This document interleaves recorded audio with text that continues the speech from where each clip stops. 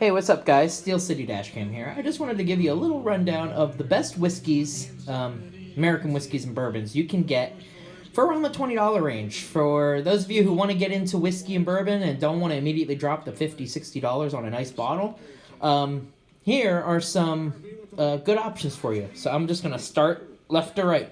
So, the Rebel Yell 100 proof. Regular Rebel Yell, I'm not a fan of.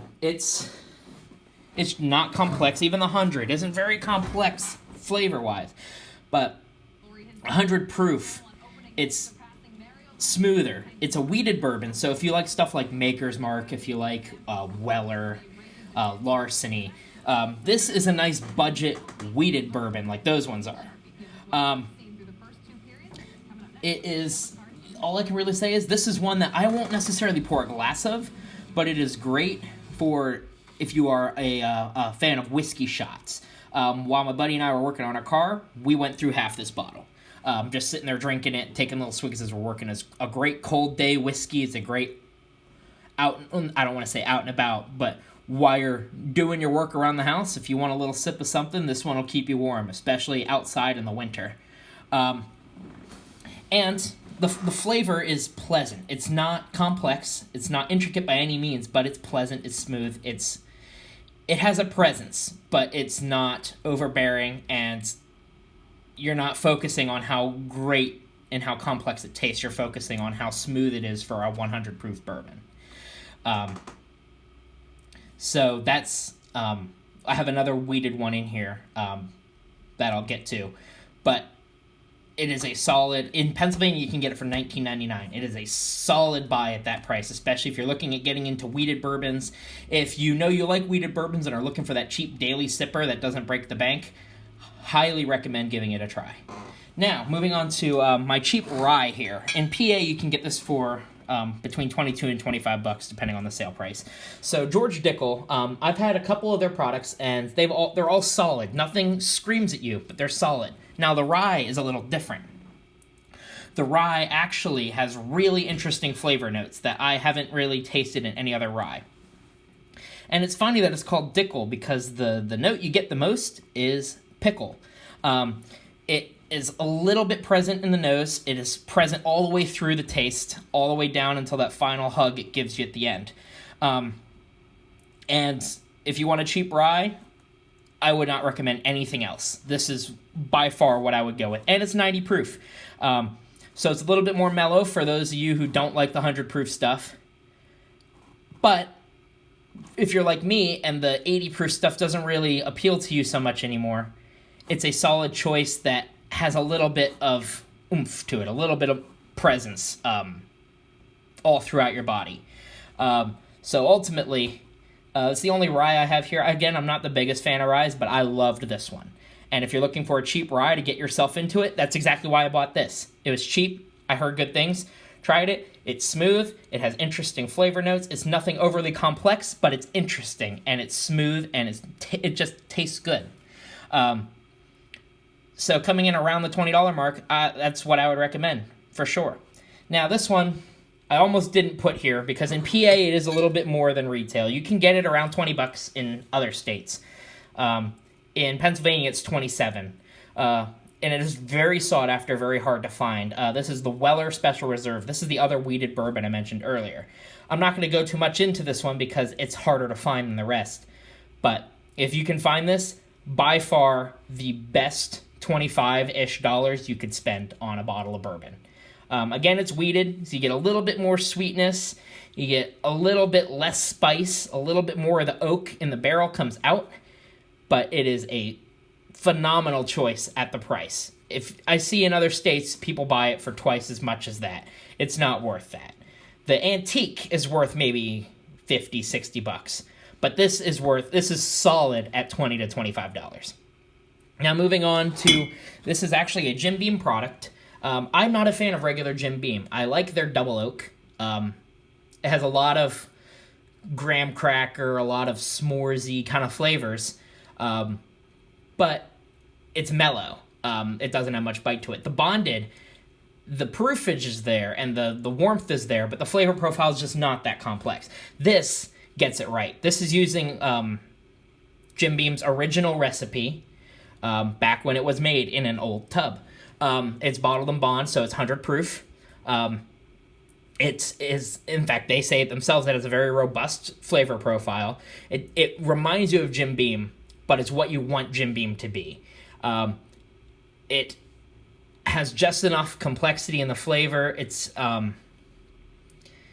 I don't really have much else to say. I can get it at $17-18 here. I know you can get it under $20 in Ohio. If you can get it around the $20 mark, it is a very solid bourbon, especially if you don't like weeded stuff, and especially if you want something with a little more heat, but a lot of flavor and a lot of complexity behind it.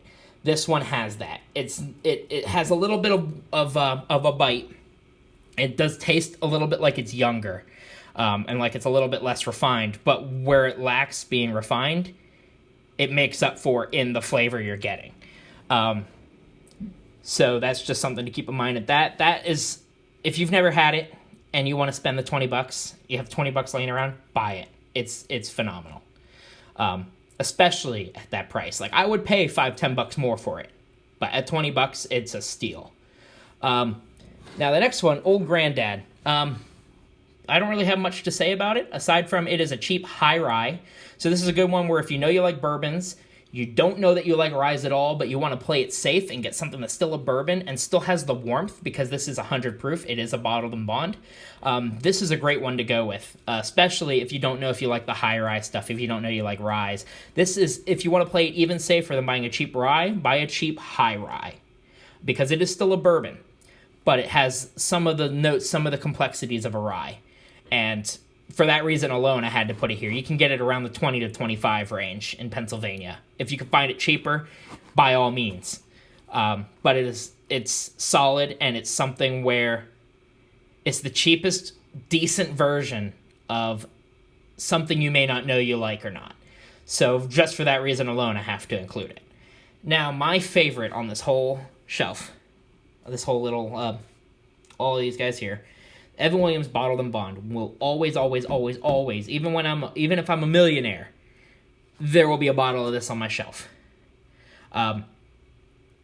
This is the only one here that I will, without a doubt, every time recommend not using it as a mixer, not using it as experimentation.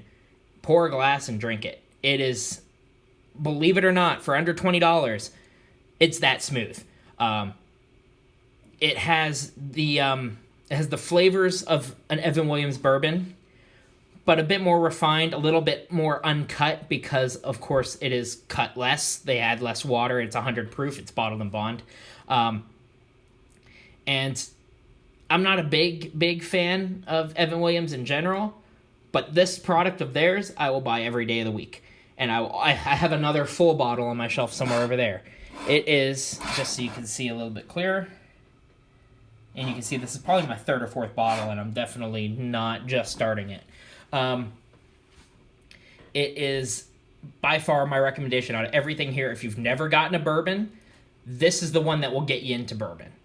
This is the one where if you like a whiskey and Coke, give this a try, and you will be surprised as how much you like it, so long as you can tolerate higher proof drinks, because again, it is 100 proof, so that is something to keep in mind. But all in all, if you want, you can spend, a little over $100 and get all of these. Obviously, a lot of bottles, especially ones I'm going to review here, you can buy 2 bottles for the price of all of these, or 1 bottle for the price of all of these. These are the staples, I will call them. They are, you need a cheap bottle, you need a good bottle, you don't want to have one without the other, get one of these. Just go back, look through, think what your taste is, think what you know you like, and try one based on that. And go from there. And you'll be surprised how much you'll like whichever one you try here. I have no complaints about any of them. At the price, they're all solid. I would, at the price, I rate them perfectly. So yeah, feel free to ask questions. Feel free to bring up other options. I obviously can't include everything because I just went through what I've had and what I've tried. But there are ones that I've tried that would fit in this category that I just don't feel work, that aren't as good as these. I do have like Jim Beam Bonded. I don't feel that works. The Double Oak, I don't feel that fits this list. But give these a try, especially if you're looking for something new. Looking for something new, don't want to spend the money? Try one of them.